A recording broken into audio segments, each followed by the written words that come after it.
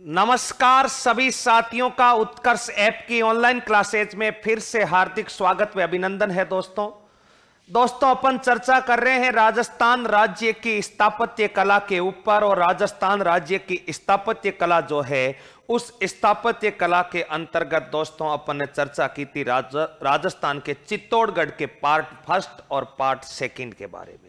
दोस्तों अब चर्चा करते हैं चित्तौड़गढ़ के पार्ट 3 के बारे में। आज चर्चा करते हैं जिसमें से छोटे से बिंदु बच गए हैं।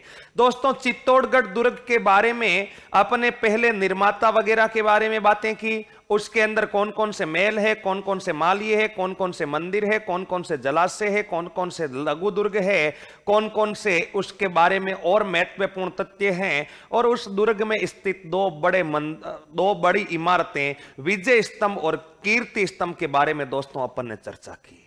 अब दोस्तों चित्तौड़गढ़ जो दुर्ग है उस चित्तौड़गढ़ दुर्ग का एक फैक्ट बच जाता है, चित्तौड़गढ़ दुर्ग के प्रमुख साके। तो दोस्तों चित्तौड़गढ़ दुर्ग के प्रमुख साके कितने वे थे? 3 साके वे थे और सर्वाधिक साके इसी स्थान पर वे थे दोस्तों। तो अगला बिंदु लिखना है चित्तौड़गढ़ दुर्ग के प्रमुख 3 साके। चित्तौड़गढ़ दुर्ग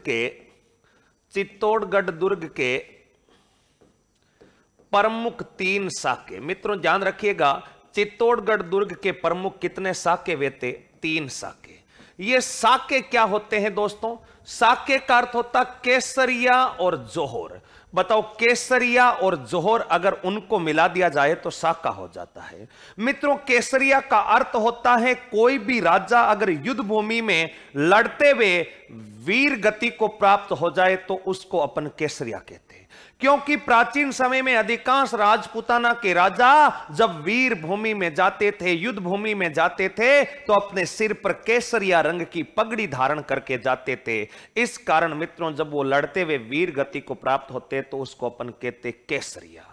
और मित्रों जैसे ही केसरिया होने की सूचना, राजस्थान के राजाओं के केसरिया होने की सूचना दुर्ग के भीतर बैठी रानियों के पास पहुंचती तो मित्रों वो रानियां अपना सतीत्व सुरक्षित रखने हेतु, सतीत्व को बचाने हेतु जल अथवा अग्नि में कूद करके प्राण न्योछावर कर देती। उसको अपन जोहर कहते। और अगर इस केसरिया और जोहर दोनों को मिला दिया जाए तो उससे साका कहते। मित्रों देखिएगा, चित्तौड़गढ़ दुर्ग का अगर प्रथम साका पूछा जाए कि चित्तौड़गढ़ दुर्ग का प्रथम साका कब हुआ, तो दोस्तों आपका जवाब क्या होगा? चित्तौड़गढ़ दुर्ग का प्रथम साका हुआ था 26 अगस्त 1303 को।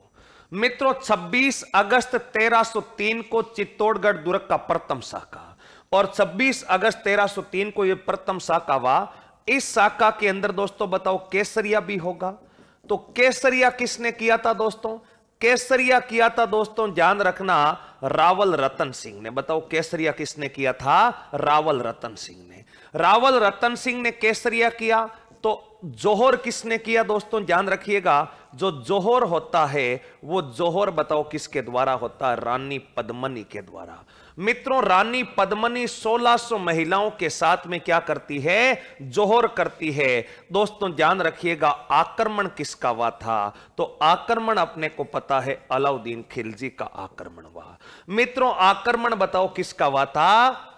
आक्रमण हुआ था अलाउद्दीन खिलजी। इस अलाउद्दीन खिलजी ने यहां पर जब आक्रमण किया तब अलाउद्दीन खिलजी के आक्रमण के समय दोस्तों यह साका होता है।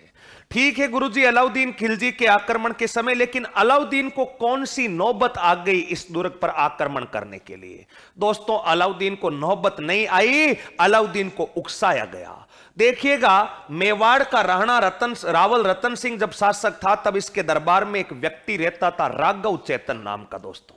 और जो राघव चेतन नाम का जो व्यक्ति था दोस्तों वो बड़ा तांत्रिक था, तांत्रिक विद्या में निपुण था, पक्षी पशुओं की भाषा भी समझता था दोस्तों।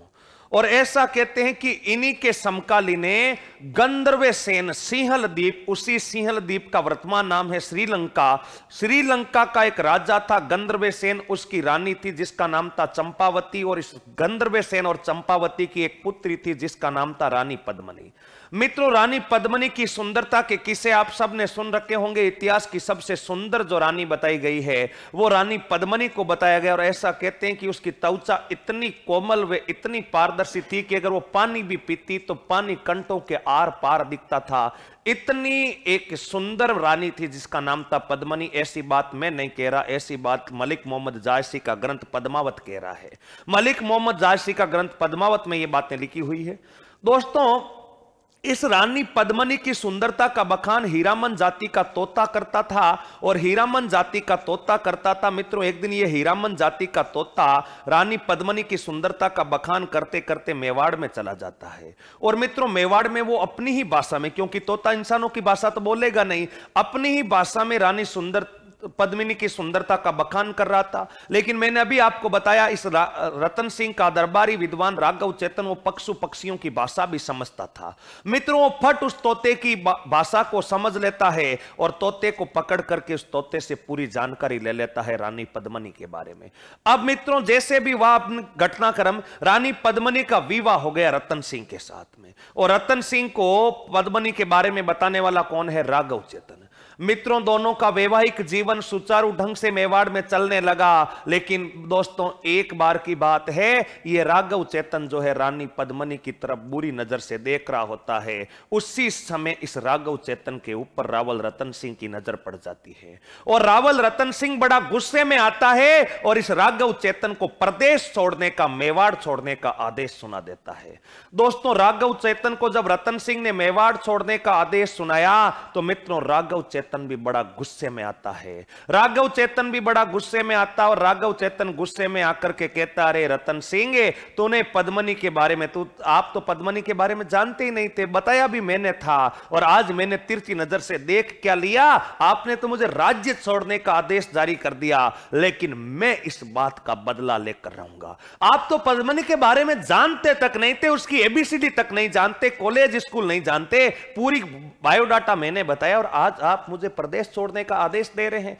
दोस्तों, रतन सिंह जो है इसको, राघव चेतन को निकालता है, तो राघव चेतन रतन सिंह से बदला लेने के लिए सीधा दिल्ली के सुल्तान अलाउद्दीन खिलजी की शरण में जाता है। अलाउद्दीन खिलजी को जाकर के मित्रों रानी पद्मनी की सुंदरता के ऐसे किस्से सुनाता है। मित्रों, इसकी वाणी में तो वैसे भी तांत्रिकता थी, चमत्कारी तो था ही था। मित्रों, अपनी वाणी का चमत्कार इस एके की नजर में, एके के दिल और दिमाग में ऐसा किया कि एके को नींद में भी रानी पद्मनी के सपने आने लगते हैं। मित्रों, अलाउद्दीन खिलजी अगले ही दिन 28 जनवरी 1301 ईस्वी को अपनी सेना लेकर के यहां चित्तौड़गढ़ में आ जाता है रानी पद्मनी को पाने के लिए। यह बात भी मैं नहीं कह रहा हूं कि रानी पद्मनी को पाने के लिए आ जाता है, यह बात मलिक मोहम्मद जायसी का ग्रंथ पद्मावत कह रहा है। और फिर मित्रों, यहां पर रानी पद्मनी परछाई दिखाती है, वो घटना इतिहास की घटना है। फिर जब रानी पद्मनी को यहां पाने के लिए आ जाता है तो मित्रों रतन सिंह और इसके बीच में युद्ध होता है, जिस युद्ध में 26 अगस्त 1303 को रतन सिंह गोरा बादल लड़ते हुए वीर गति को प्राप्त होते हैं, और रानी पद्मनी 1600 महिलाओं के साथ जोर करती है, जो राजस्थान के इतिहास का सबसे बड़ा साका। यहां पर लिख सकते हैं कि राजस्थान इतिहास का सबसे बड़ा जोहर अथवा राजस्थान इतिहास का सबसे बड़ा साका। बताओ, राजस्थान इतिहास का सबसे बड़ा जोहर अथवा बड़ा साका कौन सा है? यही है। और मित्रों, यहां पर ध्यान रखना, ये जो राजस्थान के इतिहास का सबसे बड़ा साका है, यहां पर प्रतिवर्ष, ध्यान रखना, चित्तौड़गढ़ में प्रतिवर्ष, कौन से वर्ष है? प्रतिवर्ष। चित्तौड़गढ़ में प्रतिवर्ष चैत्र मास में जोहर मेला लगता। बताओ, कौन सा मेला लगता? जोहर मेला लगता है। यानी राजस्थान के इतिहास का सबसे बड़ा साका होने के कारण यहां पर दोस्तों प्रतिवर्ष, बताओ कौन सा मेला लगता है? जोहर मेला लगता है। ये कुछ बातें दोस्तों बताओ अपने कौन से गढ़ के बारे में याद रखनी है? चित्तौड़गढ़ के बारे में याद रखनी है। प्रथम साका हो गया। मित्रों, मैं बात करूं चित्तौड़गढ़ के दूसरे साके की, तो चित्तौड़गढ़ का दूसरा साका बताओ कब होता है? चित्तौड़गढ़ का दूसरा साका मित्रों आपको ध्यान रखना है 1534 ईस्वी में होता है। मित्रों, कई प्रतियोगी परीक्षाओं की जो पुस्तकें बाजार में बिकती है, उन पुस्तकों में आपको 1535 ईस्वी भी लिखा हुआ मिल सकता है, लेकिन यहां पर जो फैक्ट लिखवाया जाए उससे ही 100% प्रमाणिक माना जाए। मित्रों साका वाह है तो निश्चित रूप से केसरिया तो होगा। और दोस्तों यहां पर केसरिया करने वाला कौन है? केसरिया करने वाला है दोस्तों रावत बाघ सिंह। बताओ केसरिया करने वाले व्यक्ति का नाम क्या है? रावत बाघ सिंह।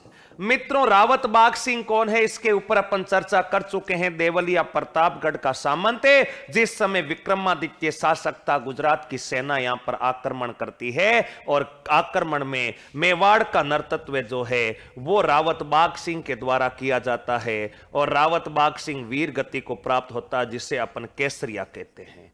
मित्रों केसरिया वाहे तो जोहर भी होगा। और जोहर मित्रों बताओ किसके द्वारा होता है? रानी कर्मावती के द्वारा। बताओ इसमें जोहर किसके द्वारा होता है? रानी कर्मावती जो राणा सांगा की पत्नी थी, लेकिन जोहर किस समय कर रही है? अपने बाघ सिंह की वीर गति होने पर। मित्रों जोहर वाह है तो आक्रमण भी वाह होगा। और मित्रों आपको पता है आक्रमण किसने किया? गुजरात के शासक है। और गुजरात शासक का नाम क्या था? बहादुर शाह। बताओ गुजरात शासक का नाम क्या था? बहादुर शाह। मित्रों गुजरात के बहादुर शाह के काल में राजस्थान का दूसरा, मेवाड़ के इतिहास का दूसरा शाखा, नंबर 2 पर दूसरा शाखा हो गया, नंबर 1 पर प्रथम शाखा, नंबर 3 पर दोस्तों ध्यान रखिएगा मेवाड़ इतिहास का तीसरा शाखा। मेवाड़ इतिहास का तीसरा जो शाखा है दोस्तों, ये तीसरा शाखा फरवरी 1568 में। बताओ कब होता है? फरवरी 1568 ईस्वी में होता है। 11 फरवरी के आसपास होता है, फरवरी 1568। मित्रों इस समय जोहर किसने किया था? दोस्तों अपन ने चर्चा की थी कि जैमल मेड़तिया, फतेह सिंह सिसोदिया, कल्लाजी राठौड़ अकबर के आक्रमण के समय वीर गति को प्राप्त हुए। तो मित्रों यहां पर जोहर किया था, केसरिया पहन रखी थी फतेह सिंह सिसोदिया ने। बताओ जोहर किसने किया था? फतेह सिंह सिसोदिया। मित्रों फतेह सिंह सिसोदिया, जिससे अपन लाड प्यार में फतेह भी बोलते हैं। मित्रों केसरिया किया था फतेह सिंह सिसोदिया ने। अगर जोहर पूछे, क्योंकि जोहर तो रानियां करती है, केसरिया कौन करता है? पुरुष करते हैं। मित्रों अगर जोहर पूछा जाए तो बताओ जोहर इस फतेह सिंह सिसोदिया की रानी, उस रानी का नाम था फूल कंवर। और मित्रों अगर पूछा जाए कि आक्रमण किसने किया था, तो दोस्तों ध्यान रखना आक्रमण किया था अकबर ने। बताओ मुगल बादशाह किसने? अकबर ने। और इससे मेवाड़ का तीसरा व अंतिम शाखा कहते हैं। बताओ इस शाखा को क्या कहते हैं? ये शाखा या इससे मेवाड़ का तीसरा व अंतिम शाखा कहा जाता। मेवाड़ का तीसरा व अंतिम शाखा कहा जाता। मेवाड़ का तीसरा व अंतिम शाखा कहा जाता।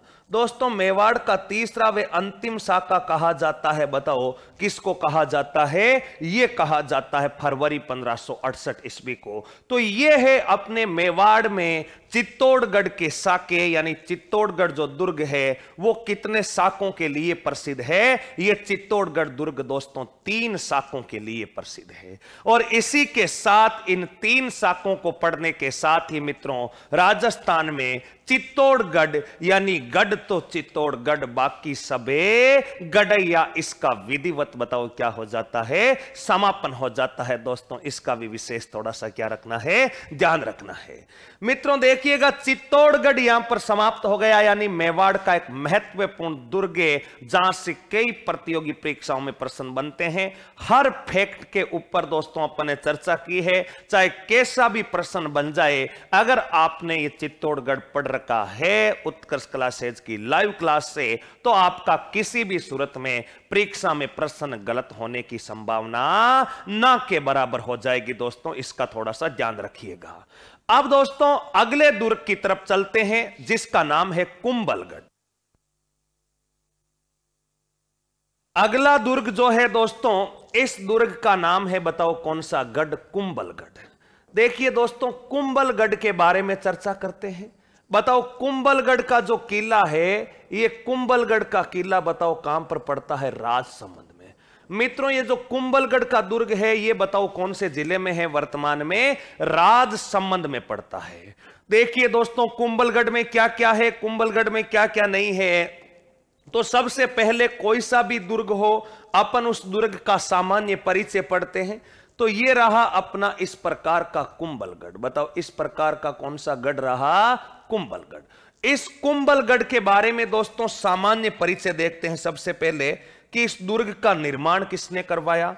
तो दोस्तों ध्यान रखिएगा, इस दुर्ग का अगर निर्माण पूछा जाए तो मित्रों ध्यान रखना, इसका निर्माण राणा कुंभा ने नहीं करवाया था, इसका निर्माण संप्रति मौर्य ने करवाया।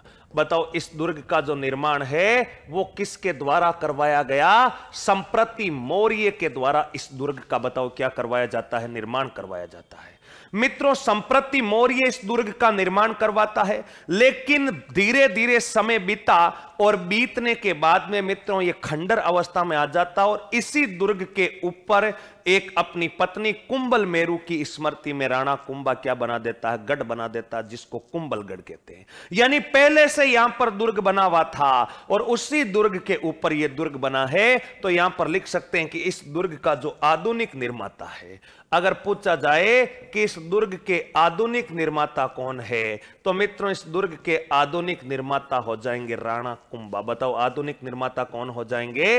इस दुर्ग के आधुनिक निर्माता राणा कुंभा हो जाएंगे। दोस्तों राणा कुंभा जो है, इन्होंने 1443 से लगा के 1458 ईस्वी के मध्य यानी 1443 के आसपास इसका कार्य शुरू करवाया था और 1458 ईस्वी में इस दुर्ग का निर्माण कार्य क्या करवा दिया था? पूरा करवा दिया था। मित्रों अब दोस्तों इस दुर्ग की श्रेणी, क्योंकि कोई सा भी दुर्ग हो अपन उस दुर्ग की श्रेणी तो जरूर पढ़ते हैं। दोस्तों इस दुर्ग की श्रेणी परिध भी है, क्योंकि ये जो दुर्ग है दोस्तों इसके चारों तरफ 36 किलोमीटर लंबी दीवार है। कितने किलोमीटर लंबी? 36 किलोमीटर, जिसकी चौड़ाई दोस्तों ध्यान रखिएगा, जिसकी चौड़ाई है 8 मीटर। बताओ कितने मीटर? 8 मीटर, जिस पर एक साथ 4 घुड़सवार चल सकते हैं। बताओ कितने घुड़सवार चल सकते हैं? 4 घुड़सवार चल सकते हैं। तो दोस्तों 36 किलोमीटर लंबी 8 मीटर चौड़ी दीवार जो है वो इस दुर्ग के चारों तरफ परकोटा से बनी हुई है, और जिस दुर्ग के चारों तरफ परकोटा हो उस दुर्ग को कौन सी श्रेणी में रखा जाता है? परिध। मित्रों यह दुर्ग गिरी श्रेणी का भी है। बताओ कौन सी श्रेणी का है? गिरी श्रेणी का। क्यों है गिरी श्रेणी का? क्योंकि जरगा पहाड़ी पर स्थित है। कौन सी पहाड़ी पर स्थित है दोस्तों? जरगा पहाड़ी पर स्थित है।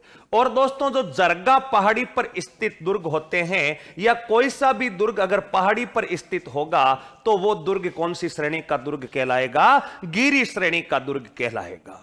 मित्रों अगर मैं बात करूं कि इसका मुख्य प्रवेश द्वार कौन सा है, मित्रों ध्यान रखना, इसका जो मुख्य प्रवेश द्वार है वो मुख्य प्रवेश द्वार बताओ कौन सा है? वो है दोस्तों औरठ पोल। बताओ कौन सी पोल है? औरठ पोल।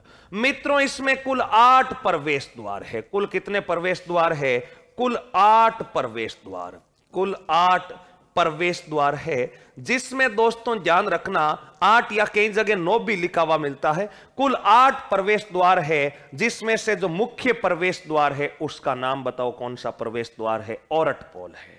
मित्रों ये दुर्ग जो है राजसमंद में, ध्यान रखना कुंभलगढ़ दुर्ग जो है वो सादड़ी नामक स्थान पर निर्मित है। बताओ कौन से स्थान पर निर्मित है? सादड़ी नामक स्थान, ये गांव पड़ता है, सादड़ी नामक स्थान पर निर्मित है। दोस्तों जिला राजसमंद है, लेकिन राजसमंद जिले में कौन से स्थान पर है? एक स्थान पड़ता है सादड़ी नामक स्थान पर। और मित्रों इस दुर्ग का निर्माण कुंभा ने अपनी पत्नी कुंभल मेरू हेतु करवाया। कुंभा ने, बताओ इस दुर्ग का निर्माण, कुंभा ने इस दुर्ग का निर्माण, इस दुर्ग का निर्माण पत्नी कुंभल मेरू हेतु, बताओ पत्नी किसके हेतु? पत्नी कुंभल मेरू हेतु करवाया। कुंभल मेरू हेतु करवाया। तो दोस्तों ये अपने को ध्यान रखना है कि ये जो दुर्ग है इसका निर्माण कुंभल मेरू के लिए करवाया गया। और किसके द्वारा करवाया गया? किसके द्वारा करवाया गया? कुंभा के द्वारा। मित्रों अगला इसी दुर्ग के बारे में ध्यान रखना कि इस दुर्ग का वास्तुकार कौन है। बड़ा महत्वपूर्ण बिंदु है दोस्तों। ये जो दुर्ग है इसका वास्तुकार जो था उसका नाम था मंडन। बताओ इस दुर्ग में जो वास्तुकार है उसका नाम क्या है? मंडन। वास्तुकार का अर्थ क्या हो जाएगा? जो इस दुर्ग का नक्शा बनाता है, जो इसकी वास्तु विद्या को देखता है, उसको अपन कौन सा कार कहते हैं? वास्तुकार कहते हैं। तो वास्तुकार बताओ कौन हो जाएगा? मंडन हो जाएगा दोस्तों। अब दोस्तों अपन अगला बिंदु, प्रत्येक दुर्ग में पढ़ते हैं उस दुर्ग के उपनाम। बताओ कौन से नाम पढ़ते हैं? उपनाम। मित्रों उपनाम जो है, इस उपनाम इसे कौन कौन सा कहा जाता है? एक तो दोस्तों ध्यान रखना, इसी दुर्ग को कहा जाता है मेवाड़ मारवाड़ सीमा का प्रहरी। बताओ मेवाड़ मारवाड़ सीमा का क्या है? मेवाड़ मारवाड़ सीमा का प्रहरी।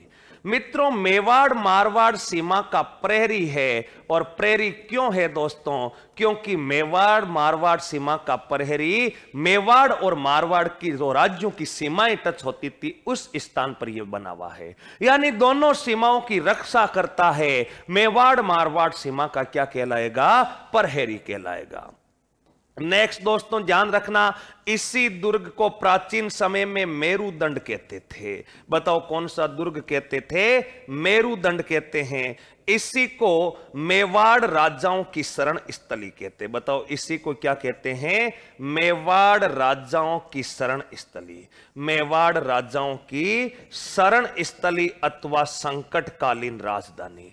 मित्रों जब जब मेवाड़ के राजाओं पर संकट आता तब तब मेवाड़ के राजा बताओ भागकर कौन से गढ़ में आते थे? कुंभलगढ़ में आते। जब भी मेवाड़ के राजाओं पर संकट आता, मेवाड़ के राजा दोस्तों भाग करके कौन से गढ़ में आते थे? कुंभलगढ़ में आते थे। इस कारण मेवाड़ के राजाओं की शरण स्थली। जबकि अगर मारवाड़ के राजाओं की शरण स्थली दोस्तों पूछी जाए तो मारवाड़ के राजाओं की जो शरण स्थली है वो सिवाना दुर्ग कहलाता। बताओ कौन सा दुर्ग कहलाता है? सिवाना दुर्ग मारवाड़ राजाओं की क्या कहलाता है? शरण स्थली कहलाता है दोस्तों। इसके अलावा मेवाड़ की तीसरी आंख। बताओ इसके अलावा इसको क्या कहते हैं? मेवाड़ की तीसरी आंख।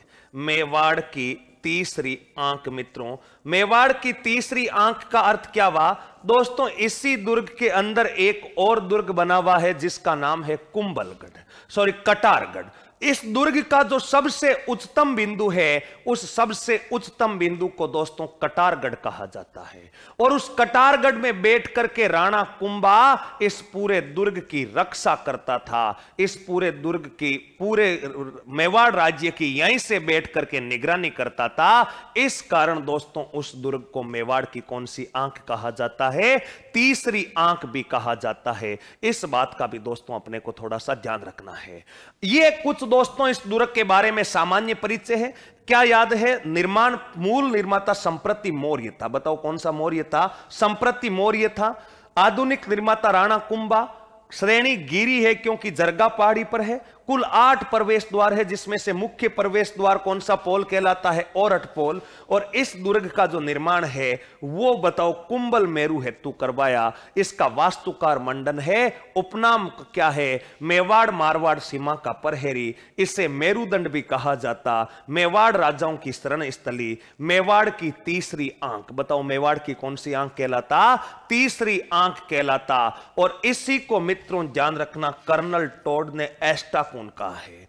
इसी को बताओ कर्नल टोड ने क्या कहा है? एस्टुकुन कहा है। यह ध्यान रखना एस्टकुन।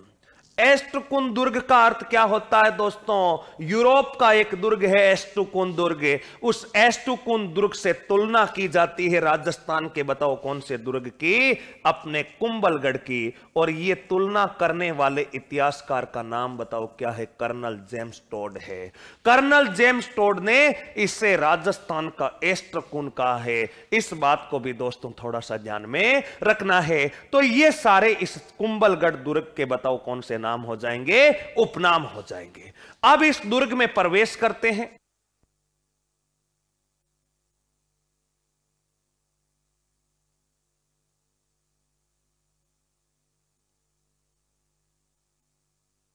दोस्तों इस दुर्ग में प्रवेश करते हैं और इस दुर्ग में देखते हैं कि क्या क्या है, कौन कौन सी प्रमुख यहां की बातें हैं। देखिएगा दोस्तों, ये जो अपना कुंभलगढ़ का दुर्ग है, देखो ऐसा दुर्ग मान के चलो, ये ऐसा जो दुर्ग है ये कुंभलगढ़ का दुर्ग है। मित्रों इस कुंभलगढ़ दुर्ग में जैसे ही आप प्रवेश करते हैं, कुंभलगढ़ दुर्ग में दोस्तों प्रवेश करते ही देखना, आप जैसे इस दुर्ग में आए कुंभलगढ़ में, तो कौन से प्रवेश द्वार से आएंगे आप? ओरठ पोल से आएंगे। आपने प्रवेश किया तो बताओ प्रवेश कहां से किया? ओरठ पोल से। मित्रों आपने प्रवेश किया है ओरठ पोल से, और ओरठ पोल से आप प्रवेश करके जैसे ही अंदर गए, सबसे पहले आपने दोस्तों यहां पर एक महल देखा। उस महल का नाम है दोस्तों बादल महल। बताओ उस महल का नाम कौन सा महल है? बादल महल। दोस्तों यहां पर एक इस प्रकार का महल बना हुआ है, और ये जो आप अंदर महल देख रहे हैं ये महल है बादल महल। दोस्तों ये बादल महल बड़ा ही प्रसिद्ध महल है। बादल महल प्रसिद्ध क्यों है दोस्तों?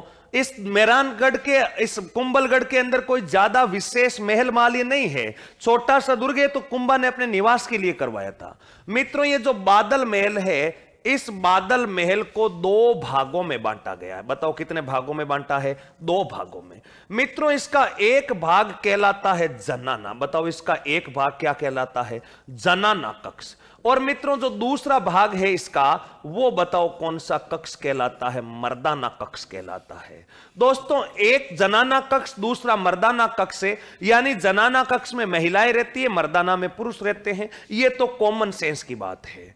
मित्रों फिर से इस जनाना कक्ष को 2 भागों में बांट दिया। मित्रों इस जनाना कक्ष का एक भाग तो कहलाता है अपना जुन्नी कचेरी। बताओ एक भाग तो कौन सा कहलाता है? जुन्नी कचेरी कहलाता है। और दूसरा जो भाग है दोस्तों, वो दूसरा भाग बताओ कौन सा कक्ष कहलाता है? मर्दाना कक्ष कहलाता है। ये जो बादल महल है इसका एक भाग जुन्नी कचेरी और दूसरा भाग कौन सा कक्ष? मर्दाना। मित्रों ये जुन्नी कचेरी जो है, इस जुन्नी कचेरी में 9 मई 1540 ईस्वी को, 9 मई 1540 ईस्वी को ज्येष्ठ शुक्ल तृतीया, बताओ कौन सी तिथि को? ज्येष्ठ शुक्ल तृतीया को राणा प्रताप यानी किक्का का जन्म। किक्का किसको कहते हैं? राणा प्रताप को कहते हैं। तो बताओ राणा प्रताप की जन्म स्थली कई बार परीक्षाओं में पूछी जाती है। राणा प्रताप का जन्म जो है कुंभलगढ़ दुर्ग के बादल महल में होता है। बादल महल 2 भागों में बंटा हुआ है, जनाना और मर्दाना। दोस्तों मर्दाना जो है इसमें आगे विस्तार नहीं है। जनाना को फिर 2 भागों में, जुन्नी कचेरी और श्रृंगार कक्ष। मित्रों एक तो हो गया अपना जुन्नी कचेरी, और दूसरा इधर मर्दाना कक्ष नहीं है। यहां पर जो दूसरा डिवाइडेशन है वो मित्रों श्रृंगार कक्ष का है। दोस्तों मर्दाना कक्ष तो अलग है, ये दूसरा है श्रृंगार कक्ष। यानी जो जनाना महल है बादल में, उसमें जुन्नी कचेरी के अंतर्गत 9 मई 1540 को दोस्तों किसका जन्म होता है? किक्का अथवा राणा प्रताप का जन्म हुआ, जो आगे चल करके 1572 से 1597 ईस्वी तक मेवाड़ का प्रताप जो है वो शासन करता है। पहला हो गया बादल महल। गुरुजी और क्या है इसमें दोस्तों? और यहां पर दोस्तों ध्यान रखना, एक छोटा सा महल और बना हुआ है। इस प्रकार का एक छोटा सा महल दोस्तों और बना हुआ है, यहां पर ध्यान रखना। ये इस प्रकार का महल है, इसको कहते हैं जाली रानी का मालिया। मित्रों यहां पर जो महल बना हुआ है, इस महल को बताओ कौन सा महल कहते हैं? जाली रानी का मालिया। मित्रों जाली रानी का मालिया। दोस्तों ये जो जाली रानी का मालिया है, ये जाली रानी का मालिया जो है दोस्तों, इसको थोड़ा सा ध्यान रखना, इसको अटपटा महल भी कहते हैं। बताओ इसको कौन सा महल कहते हैं? अटपटा महल भी कहते हैं। प्रश्न बन जाता है कभी कभार कि अटपटा महल जो है वो राजस्थान में कहां पर है? तो वो दोस्तों इसी अपने कुंभलगढ़ दुर्ग के अंदर बना हुआ है। मालिया का अर्थ क्या होता है दोस्तों? अपन ग्रामीण क्षेत्रों से अधिकांश विद्यार्थी अपन देखते हैं कि अपने गांव में जो अपना घर होता है, उस घर के छत के ऊपर जो कमरा बना होता है, उस घर की छत के ऊपर निर्मित जो कमरा होता है, उसको अपन दोस्तों मालिया कहते हैं। उसको बताओ अपन क्या कहते हैं? मालिया कहते हैं। और जाली रानी जो इसकी थी, उसके निवास के लिए ये मालिया बना हुआ है, तो इसका नाम हो गया जाली रानी का मालिया, जिसे अटपटा महल कहते हैं। मित्रों इसी के पास में एक मंदिर भी बना हुआ है और उस मंदिर का नाम ध्यान रखना, नीलकंठ महादेव मंदिर। अगर आपसे पूछा जाए कि राजस्थान में नीलकंठ महादेव का मंदिर कहां पर है, तो दोस्तों नीलकंठ जो महादेव है वो नीलकंठ महादेव का मंदिर बताओ कहां पर है, ये भी कुंभलगढ़ में है। और दोस्तों इस मंदिर के बारे में ध्यान रखना, ये जो मंदिर है इसको कर्नल टोड ने यूनानी शैली का मंदिर कहा। बताओ कौन सी शैली का मंदिर कहा? कर्नल टोड ने यूनानी शैली का मंदिर कहा। कर्नल टोड ने यूनानी शैली का बताओ क्या कहा है दोस्तों? मंदिर। यानी इसने कहा कि ये जो नीलकंठ महादेव का मंदिर है ये तो यूनान के मंदिरों से मिलते जुलते हैं। जिस प्रकार यूनानी शैली में स्थापत्य कला का कार्य होता है उसी प्रकार ये दोस्तों प्रश्न पूछा जा चुका है कि कर्नल टोड ने किस मंदिर को यूनानी शैली का मंदिर कहा है, तो वो है नीलकंठ महादेव का। मित्रों इधर एक और मंदिर बना हुआ है, कुंभ श्याम मंदिर। मित्रों कुंभ स्वामी मंदिर चित्तौड़गढ़ में और कुंभ श्याम मंदिर बताओ कहां पर है? कुंभ श्याम मंदिर जो है दोस्तों कुंभलगढ़ में बना हुआ है। यानी इस प्रकार का एक मंदिर है कुंभ श्याम मंदिर, जिसका निर्माण बताओ किसने करवाया था? कुंभा ने। बताओ निर्माण किसने करवाया था? कुंभा ने करवाया। दोस्तों यह भी ध्यान रखना, निर्माण कुंभा ने करवाया। और इस मंदिर के बारे में ऐसा कहा जाता है कि इस मंदिर में भगवान शिव की मूर्ति लगी है। और जो भगवान शिव की जो मूर्ति लगी है दोस्तों, इस शिव का जो शिवलिंग है दोस्तों वो 6 फीट ऊंचा है। बताओ कितना फीट ऊंचा है? यहां पर लिख सकते हैं शिवलिंग 5.5 फीट ऊंचा। बताओ इस दुर्ग में जो यहां पर जो शिवलिंग लगा हुआ है वो शिवलिंग कितने फीट ऊंचा है? 5.5 फीट ऊंचा है। दोस्तों ध्यान रखना 5.5 फीट ऊंचा शिवलिंग यहां पर लगा हुआ है। ऐसा कहते हैं कि कुंभा की जब कुंभा बेटा रहता था तब कुंभा की ऊंचाई हुआ करती थी 5.5 फीट। और जब कुंभा इस मंदिर में बैठ करके शिव की पूजा करता तो शिव का शीश और कुंभा का शीश जो है वो एक समांतर होता। यानी दोनों की कुंभा के बेटे की हाइट इस शिवलिंग के बराबर होती। यानी आप अनुमान लगा सकते हैं कि जब कुंभा यहां पर बैठा रहता तो कुंभे के बेटे बेटे की हाइट या ऊंचाई जो है 5.5 फीट होती थी। इस प्रकार का दोस्तों एक मंदिर बना हुआ है। ये 4-5 बातें अपने को कुंभलगढ़ दुर्ग में और याद रखनी है। दोस्तों क्या याद रखनी है कि एक तो इसमें प्रवेश है आरट पोल, जनाना कक्ष, बादल महल है। बादल महल को अपन ने बांट दिया 2 भागों में। और जूनी कचेरी में 9 मई 1540 ईस्वी को अपने राणा प्रताप अथवा किक्का का बताओ क्या हो गया? जन्म हो गया। दोस्तों आगे मर्दाना कुंभ श्याम मंदिर है, नीलकंठ महादेव मंदिर है, जाली रानी का मालिया। ये कुछ इस दुर्ग में पर्यटन स्थल है जिसके बारे में अपने को ध्यान रखना है। और क्या है गुरुजी? और कटारगढ़ है। और क्या है? मामादेव कुंड है। और क्या है? और कुछ नहीं है, कुंभलगढ़ है। और कुछ नहीं है, कौन सा गढ़ है? कुंभलगढ़। तो यहां तक की बातें तो दोस्तों सबको अच्छे से क्लियर हो गई। अब इसके आगे और क्या क्या है उन बातों पर भी दोस्तों चर्चा कर लेते हैं। देखिएगा दोस्तों आगे की बातों पर चर्चा करते हैं। तो ये अपना इस प्रकार का रहा कुंभलगढ़। दोस्तों देखिए कुंभलगढ़ का जो किला है, इस कुंभलगढ़ दुर्ग के बारे में एक बात और याद रखनी पड़ेगी अपने को। पहले तो इस गोल घेरे में बनाते हैं, बताओ कौन सा गढ़? कुंभलगढ़। और दोस्तों ये जो कुंभलगढ़ है इसका जो हाईएस्ट पॉइंट है, बताओ कौन सा पॉइंट है? Highest point. यानी जो उच्चतम बिंदु है ये रहा अपना उच्चतम बिंदु। ये दोस्तों जो इस प्रकार का उच्चतम बिंदु बना हुआ है, इस उच्चतम बिंदु को बताओ क्या कहते हैं? इस उच्चतम बिंदु को दोस्तों कटारगढ़ कहा जाता। ये ऊपर का जो सबसे उच्चतम बिंदु है इसी को तो कहा जाता है कटारगढ़। लिख सकते हैं कुंभलगढ़ का उच्चतम बिंदु। कुंभलगढ़ का जो उच्चतम बिंदु है दोस्तों, यानी जो हाईएस्ट पॉइंट है, उसको कहा जाता है कटारगढ़। उच्चतम बिंदु हो गया कटारगढ़। अब देखो दोस्तों जो उच्चतम बिंदु कटारगढ़ है इसी को कहा जाता है मेवाड़ की तीसरी आंख, क्योंकि इसमें कुंभा स्वयं निवास करता। इसमें बताओ कौन निवास करता? कुंभा खुद निवास करता। कुंभा स्वयं क्या करता, निवास करता दोस्तों। और जब कुंभा खुद निवास करता है, इसी कारण इसको बताओ क्या कहते हैं, मेवाड़ की तीसरी आंख कहते। बताओ मेवाड़ की कौन सी आंख है, तीसरी, क्योंकि दो आंखें तो कुंभा की हो गई और तीसरी आंख इसमें राणा कुंभा खुद बैठ करके खुद रहने के कारण है। तीसरी आंख तो ये कटारगढ़ हो गया, दो आंखें तो राणा कुंभा अपने सहयोग से, और इस नजर रखने में सहयोग कर रहा है कटारगढ़, यानी सपोर्ट कर रहा है कटारगढ़, तो कटारगढ़ को तीसरी आंख कहते हैं। मित्रों ये जो कटारगढ़ है, इस कटारगढ़ के बारे में ध्यान रखना, एक इतिहासकार है जिसका नाम है अबुल फजल।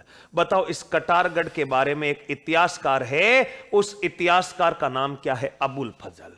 ये अबुल फजल क्या लिखता है कटारगढ़ के बारे में कि ये महल तो इतना बुलंदी पर है कि इसको नीचे से ऊपर देखा जाए तो सिर की पगड़ी गिर जाती। बताओ क्या किसने लिखा ऐसा कथन है, अबुल फजल ने, कि ये तो इतनी बुलंदी पर है, इसको नीचे से ऊपर देखेंगे तो आपके सिर पर पगड़ी जो लगा रखी है वो नीचे गिर जाएगी। और ऐसा कथन कहने वाला इतिहासकार जिसका नाम था अबुल फजल। यह कथन कई परीक्षाओं में पूछा जा चुका दोस्तों, तो ध्यान रखिएगा, यहां पर लिख लेते हैं, ये महल तो, ये दुर्ग तो इतनी बुलंदी पर है, ये दुर्ग तो इतनी बुलंदी पर है, ये दुर्ग तो इतनी बुलंदी पर है,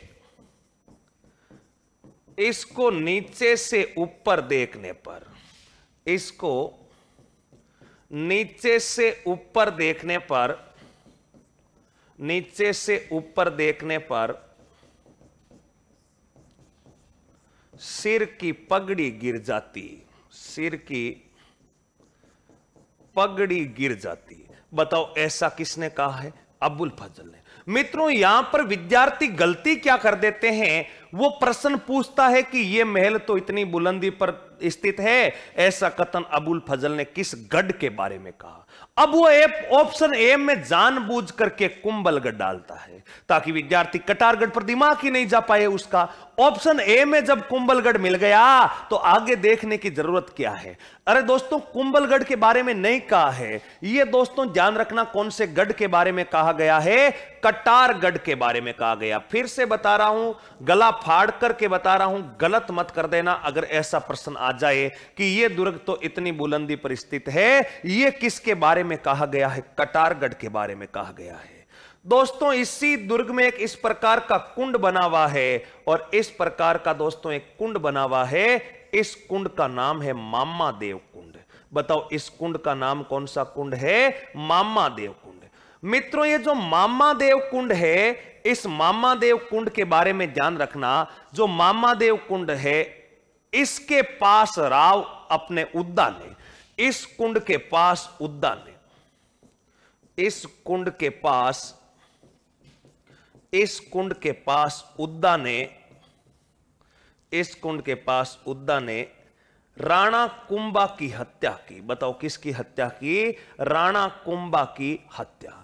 मित्रों राणा कुंभा की जो हत्या होती है वो 1468 ईस्वी में होती है, और किसके द्वारा की जाती है, किसके द्वारा, अपने पुत्र उद्दा के द्वारा। और जो अपने पिता की हत्या करे उसको पितृहंता कहते हैं। बताओ उसको क्या कहते हैं, पितृहंता। तो ये मेवाड़ का पितृहंता बताओ कौन हो गया, उद्दा हो गया, पितृहंता हो गया दोस्तों उद्दा। दोस्तों यहां पर ध्यान यह रखना है, इधर नोट लगा करके लिख सकते हैं, मामदेव कुंड सिवाना दुर्ग में है। दोस्तों ध्यान रखना, मामदेव जो कुंड है, मामा देव तो यहां पर है, और मामदेव कुंड बताओ कहां पर है, सिवाना दुर्ग बाड़मेर में है। मामा देव कुंभलगढ़ में, जबकि मामदेव केवल मात्रा का फर्क है। ध्यान रखना इस प्रकार की मात्राएं जो है वो परीक्षा में कभी कभार गलतियां करा देती है। अगर मामा पूछे तो मामा कुंभलगढ़ में है, और मामदेव पूछे तो वो सिवाना दुर्ग बताओ कहां पर पड़ जाएगा, बाड़मेर में पड़ जाएगा। मित्रों यहां पर अपने को यह भी ध्यान रखनी है कि पृथ्वीराज सिसोदिया उड़ना राजकुमार की छत्री बनी हुई है। पृथ्वीराज सिसोदिया, जिसको अपन बताओ कौन सा राजकुमार कहते, पृथ्वीराज सिसोदिया। और पृथ्वीराज सिसोदिया जो है उसको अपन कहते उड़ना राजकुमार। पृथ्वीराज सिसोदिया, इसी की इतिहासकारों ने उपाधि कौन सी कर दी, उड़ना राजकुमार। और इस उड़ना राजकुमार जो है, इसकी राजकुमार की छतरी कौन से गढ़ में बनी हुई है, यह भी दोस्तों इसी गढ़ कुंभलगढ़ में बनी हुई है। ये कुछ बातें अपने को कुंभलगढ़ दुर्ग के बारे में और याद रखनी है कि पृथ्वीराज सिसोदिया यानी उड़ना राजकुमार की छतरी है, ऊपर कटारगढ़ है। और क्या याद रखें वो दोस्तों, और भी इस दुर्ग के बारे में अपने को कई महत्वपूर्ण जानकारियां याद रखनी पड़ेगी। कौन सी रखनी पड़ेगी, दो बातें और याद रख लीजिए दोस्तों। एक तो ये जो दुर्ग है, इस दुर्ग के चारों तरफ इतनी कितने किलोमीटर की दीवार है, और दूसरा इसे भारत की कौन सी दीवार कहते हैं। बाकी सारे बिंदु आपको याद हो गए। यहां पर लिख सकते हैं दोस्तों अगला बिंदु कि इस दुर्ग के चारों तरफ, इस दुर्ग के चारों तरफ, इस दुर्ग के चारों तरफ 36 किलोमीटर लंबी, 36 किलोमीटर लंबी वे 8 मीटर चौड़ी दीवार है, वे 8 मीटर चौड़ी दीवार है, 8 मीटर चौड़ी दीवार है, जिसे भारत की महान दीवार कहते हैं। जिसे भारत की महान क्या कहते हैं दोस्तों, ध्यान रखिए, जिसे भारत की महान दीवारें कहते हैं, जिसे भारत की महान दीवारें कहते हैं। महान दीवार का अर्थ क्या हुआ दोस्तों, विश्व में जो सबसे लंबी दीवार है वो चाइना की दीवार है, और उस चाइना की दीवार के बाद में सबसे ज्यादा लंबी नंबर 2 पर विश्व में भारत की दीवार मानी जाती है, और भारत में तो सबसे लंबी है ही है। इस कारण मित्रों बताओ भारत की जो है वो भारत की महान दीवार कौन से गढ़ की दीवार कहलाती है, कुंभलगढ़ की क्या कहलाती है, दीवार कहलाती है। यह है दोस्तों अपना प्रमुख रूप से कुंभलगढ़। बताओ कुंभलगढ़ जो दुर्ग है, ये कुंभलगढ़ दुर्ग अपने सभी विद्यार्थियों को अच्छे से समझ में आना चाहिए दोस्तों। ये हो गया अपना कुंभलगढ़। एक बार दोबारा से देख लेना, कुंभलगढ़ में कोई दिक्कत नहीं होनी चाहिए। कुंभलगढ़ का निर्माण कहां पर हुआ था, सादरी नामक स्थान पर हुआ दोस्तों। निर्माता संप्रति मौर्य, आधुनिक निर्माता, प्रवेश द्वार वगैरह और उपनाम वगैरह, ये कुछ बातें अपने देखी। और उसके बाद इस कुंभलगढ़ के मेल मालिये देखे, और मेल मालियों के अलावा यहां की और कुछ जो महत्वपूर्ण घटनाएं थी दोस्तों, उनके बारे में अपने क्या किया है, जिक्र किया है। अब उनके बारे में जिक्र कर लिया, और ऐसा जिक्र करते ही अपना कुंभलगढ़ का जो किला है, उस कुंभलगढ़ दुर्ग की विधिवत समाप्ति होती है। सभी विद्यार्थियों को कुंभलगढ़ दुर्ग प्रमुख याद होना चाहिए। नीलकंठ का मंदिर है, समधी अपने कुंभ शाम का मंदिर है, मामादेव कुंड है, पृथ्वीराज की छतरी है, इसके अलावा जाली रानी का मालिया है, बादल महल है, कटारगढ़ है, और इस दुर्ग के चारों तरफ 36 किलोमीटर दीवार है। और यही तो बातें अपने को 5 बातें कौन से गढ़ में याद रखनी है, कुंभलगढ़। वास्तुकार मंडन है, उपनाम क्या है, निर्माता कौन है, कौन सी पहाड़ी पर है, ये कुछ बातें दोस्तों कुंभलगढ़ के बारे में अपने को याद रखनी है। और आशा करता हूं कि सब विद्यार्थियों को कुंभलगढ़ का किला जो है आसानी से और बिल्कुल आसानी से समझ में आ गया होगा दोस्तों। कुंभलगढ़ पढ़ लिया, तो कुंभलगढ़ के बाद में अगला जो चित्तौड़गढ़ पढ़ लिया, कुंभलगढ़ पढ़ लिया, जैसलमेर पढ़ लिया, और जैसलमेर के अलावा मित्रों गाजर में कौन सा पढ़ लिया, रणथंबोर और गागरोन बचे हुए हैं। उससे पहले दोस्तों मैं आपको लेकर के एक छोटे से दुर्ग की तरफ चलता हूं, जिस दुर्ग का नाम है दोस्तों जो है अपना तारागढ़। और बताओ तारागढ़ कहां पर पड़ता है, अजमेर में। तो अगले दुर्ग की तरफ लेकर चलता हूं दोस्तों। छोटा सा किला है, छोटा सा किला देखो, इस गढ़ का नाम बताओ कौन सा गढ़ है, तारागढ़। और मित्रों ये तारागढ़ बताओ कहां पर पड़ता है, अजमेर में। देखिए दोस्तों, तारागढ़ जो है, इस तारागढ़ के बारे में कोई ज्यादा आपको लंबी चौड़ी बातें याद रखने वाली नहीं है। छोटी सी बातें हैं कि तारागढ़ कैसा है और क्या क्या है। सबसे पहले तो दोस्तों इस दुर्ग के बारे में अपन साधारण परिचय पढ़ देते हैं कि तारागढ़ का महल मालिया निर्माण इत्यादि किसने करवाया। तो मित्रों ये रहा अपना, बताओ कौन सा गढ़? तारागढ़। इस तारागढ़ के बारे में दोस्तों अपने को पता होना चाहिए कि तारागढ़ का किला जो है, इस दुर्ग का निर्माण किसके द्वारा करवाया जाता है? तारागढ़ का दोस्तों जो निर्माण होता है, वो तारागढ़ का निर्माण करवाया जाता मित्रों अजय राज के द्वारा। बताओ तारागढ़ का जो निर्माण है वो किसके द्वारा करवाया जाता है? अजय राज के द्वारा। और अजय राज के द्वारा बताओ कब करवाया जाता है? 1113 ईस्वी में। मित्रों इस तारागढ़ में, तारागढ़ अपने बताओ कितने हैं? 2 तारागढ़ है। तारागढ़ अपने प्रमुख रूप से 2 है। एक बूंदी में है, उस बूंदी के तारागढ़ को दोस्तों ध्यान रखना बरसिंघाड़ा ने बनाया, जबकि अजमेर के तारागढ़ को बताओ किसने बनाया था? अजमेर के तारागढ़ को अजय राज ने बनाया। मित्रों इस दुर्ग का, तारागढ़ का अगर आपसे पूछा जाए कि प्रवेश द्वार कौन सा है, या अगला पूछा जाए कि तारागढ़ का निर्माण अजय राज ने, तारागढ़ दुर्ग की श्रेणी कौन सी है? तो मित्रों तारागढ़ दुर्ग की श्रेणी बताओ कौन सी हो जाएगी? गिरी हो जाएगी। तारागढ़ दुर्ग जो है, इस तारागढ़ दुर्ग की श्रेणी बताओ कौन सी हो जाएगी? गिरी श्रेणी हो जाएगी। मित्रों गिरी श्रेणी क्यों हो जाएगी? क्योंकि ये जो दुर्ग है, ये दुर्ग बताओ कौन सी पहाड़ी पर स्थित है? बीटली पहाड़ी पर स्थित है। मित्रों ये जो दुर्ग है, ये दुर्ग बताओ कौन सी पहाड़ी पर स्थित है? बीटली पहाड़ी पर स्थित है। और बीटली पहाड़ी पर स्थित होने के कारण ही इसी दुर्ग को बताओ कौन सा दुर्ग कहते हैं? गढ़ बीटली कहते हैं। दोस्तों दूसरा बिंदु इसके बारे में अपने को ध्यान रखना है, प्रवेश द्वार कौन सा दरवाजा कहलाता? मित्रों ये जो दुर्ग है, इस दुर्ग का प्रवेश द्वार जो है उसको जय पोल कहते। बताओ कौन सी पोल कहते? जय पोल अथवा पृथ्वी पोल भी कह सकते हैं। मित्रों पृथ्वी पोल अथवा जय पोल जो है, इस दुर्ग का प्रमुख दरवाजा कहलाता है, जहां से आप एंट्री करते हैं दोस्तों। ठीक है दोस्तों, अगला बिंदु, इस दुर्ग का उपनाम कौन कौन से हैं? दोस्तों इस दुर्ग को कई उपनामों से जाना जाता है।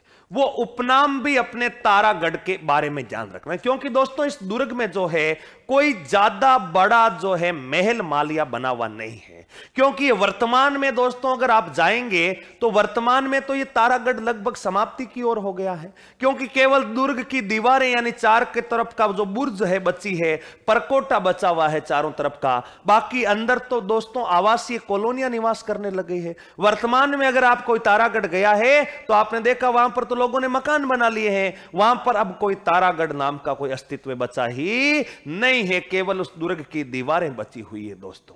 फिर भी कुछ बातें 8-10 परीक्षा में जो बनती है उन पर अपन जरूर चर्चा करते हैं। दोस्तों इसका उपनाम क्या है? इसको दोस्तों ध्यान रखना, कहा जाता है राजपुताना की कुंजी। बताओ इसको क्या कहा जाता है? राजपुताना की कुंजी। मित्रों कुंजी का अर्थ क्या होता है? कुंजी कई कुंजियां पढ़ेंगे अपन, जैसे रणथंबोर की कुंजी जैन दुर्ग कहलाता, सिवाना जो दुर्ग है वो अपने जालोर दुर्ग की कुंजी कहलाता, अपने राजपुताना की कुंजी तारागढ़ कहलाता। तो कुंजी का अर्थ क्या होता है? कुंजी का अर्थ होता है जैसे रणथंबोर का किला जो है उसकी कुंजी कहलाता है जैन दुर्ग।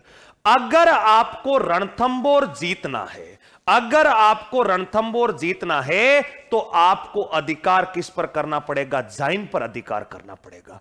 पहले जैन दुर्ग को जीतिए, क्योंकि रणथंबोर पर आक्रमण करने जाएंगे तो रास्ते में कौन सा दुर्ग आएगा? रास्ते में जैन दुर्ग आएगा। तो राजपुताना पर, अगर पूरे राजपुताना पर अपने को नियंत्रण स्थापित करना है तो अपने को दोस्तों किस पर अधिकार करना पड़ेगा? तारागढ़ पर अधिकार करना पड़ेगा। इस कारण इसे राजपुताना की कुंजी कहते हैं। अगला बिंदु दोस्तों, इसे कहते हैं अरावली का अरमान। बताओ इसे क्या कहते हैं? अरावली का अरमान। मित्रों अरावली का अरमान क्यों कहा जाता है?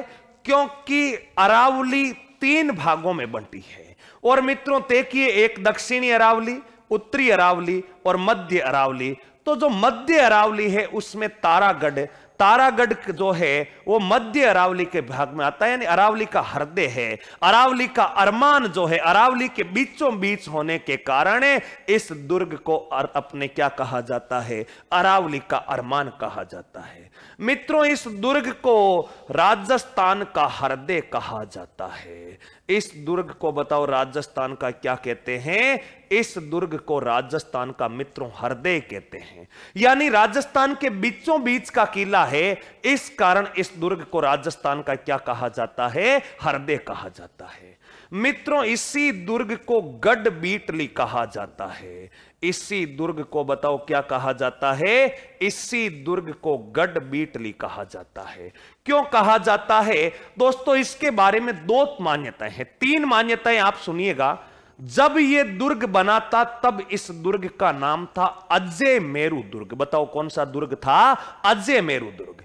और अजय मेरू दुर्ग के बाद में इस दुर्ग का जो नामकरण हुआ था दोस्तों, वो नामकरण ऐसा कहते हैं कि तारागढ़। क्यों? क्योंकि ये जो अजय मेरू दुर्ग था दोस्तों, ये बिल्कुल अपने शत विशत खंडर अवस्था में आ चुका था। क्योंकि आपको पता है 1192 ईस्वी में पृथ्वीराज चौहान तराइन का दूसरा युद्ध हार जाता और उसके बाद यहां से चौहान साम्राज्य का पतन हो जाता है अपने अजमेर से, और यहां पर लगातार तुर्की सरदारों का अधिकार रहा था अधिकांश समय तक।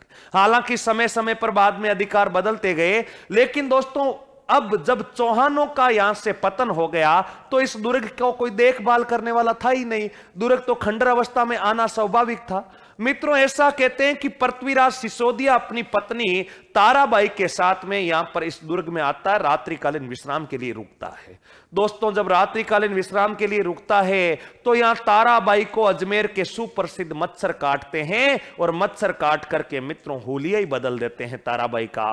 फिर ताराबाई पृथ्वीराज पर गुस्सा करती है और पृथ्वीराज सिसोदिया जो है इस दुर्ग का जीर्णोद्वार करवाता है। यानी इस दुर्ग का पहली बार जीर्णोद्वार किसने करवाया था?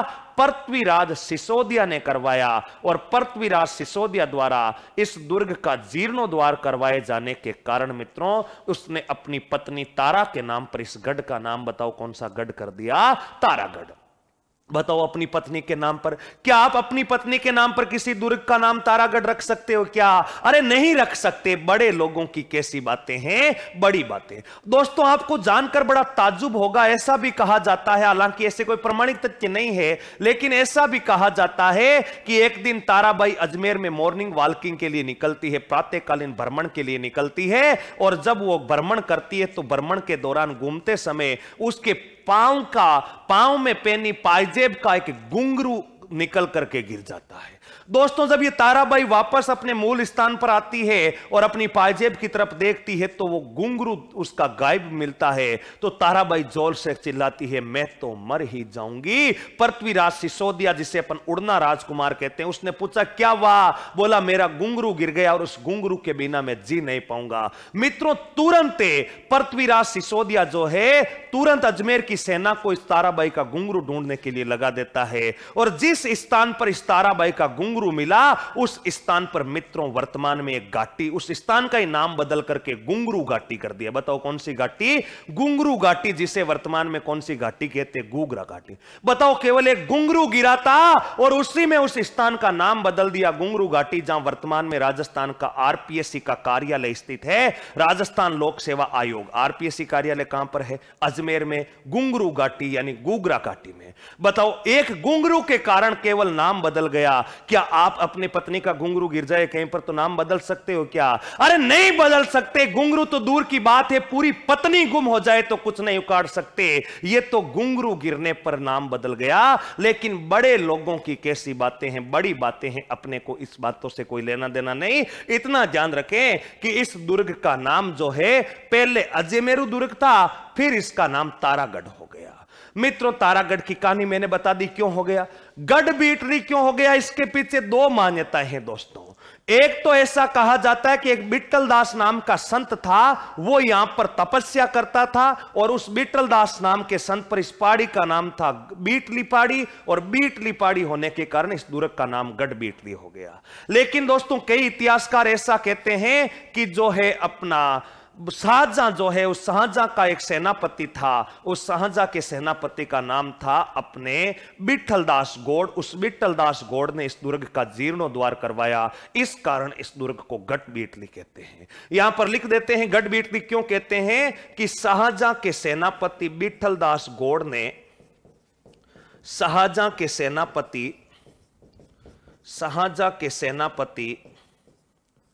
विठलदास गौड़ ने, शाहजहां के सेनापति विठलदास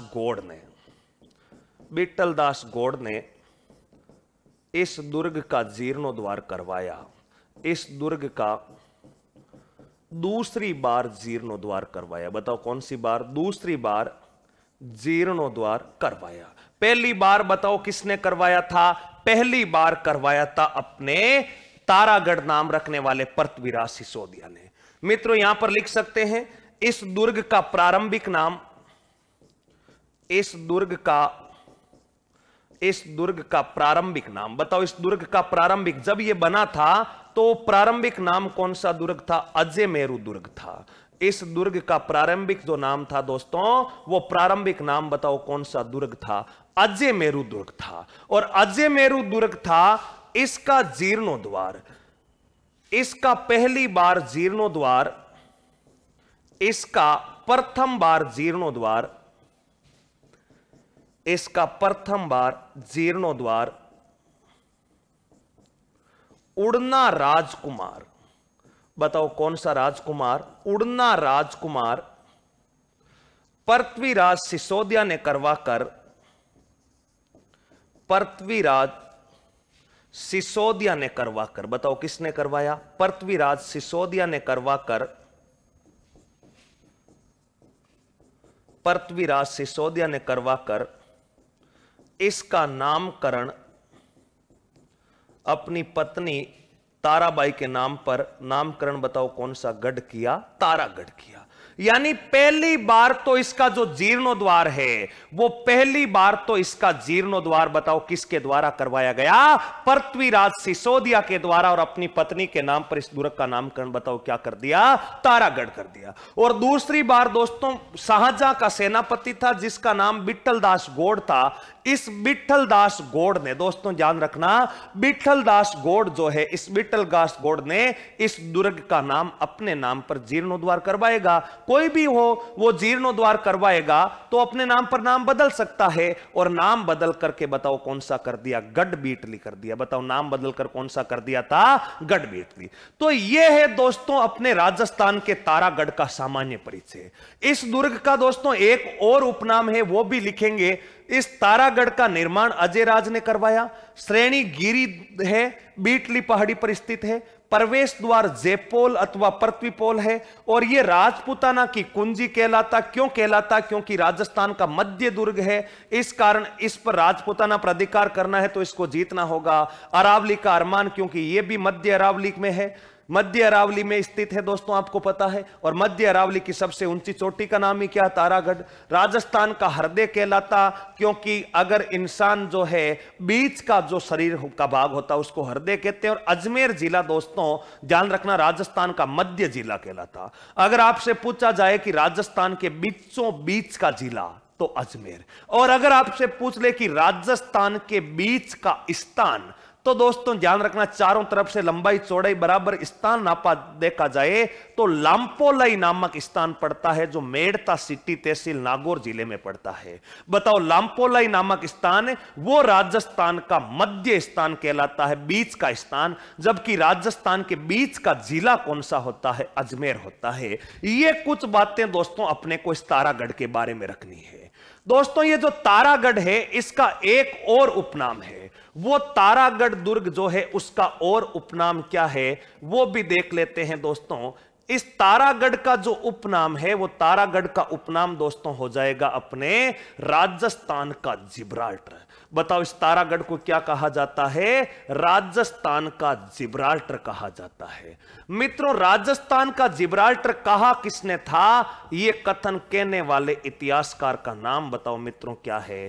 कहने वाले इतिहासकार का नाम है विसप हेबर। बताओ क्या नाम है? विसप हेबर। यह राजस्थान के जिब्राल्टर का अर्थ क्या होता है? दोस्तों, जिब्राल्टर एक लंदन का दुर्ग है और इस लंदन के दुर्ग राजस्थान के जिब्राल्टर से विसप हेबर ने किस दुर्ग की तुलना की है? तारागढ़ अजमेर की तुलना की है। तो यह है दोस्तों अपने तारागढ़ का कुछ सामान्य परिचय। हालांकि यहीं तक प्रश्न बनते हैं, लेकिन कुछ 5, 7, 10 बातें और है इस दुर्ग के बारे में, जिनके बारे में अपन चर्चा करेंगे तारागढ़ के पार्ट 2 के बारे में। तब तक के लिए आप सभी साथियों को नमस्कार, राम राम।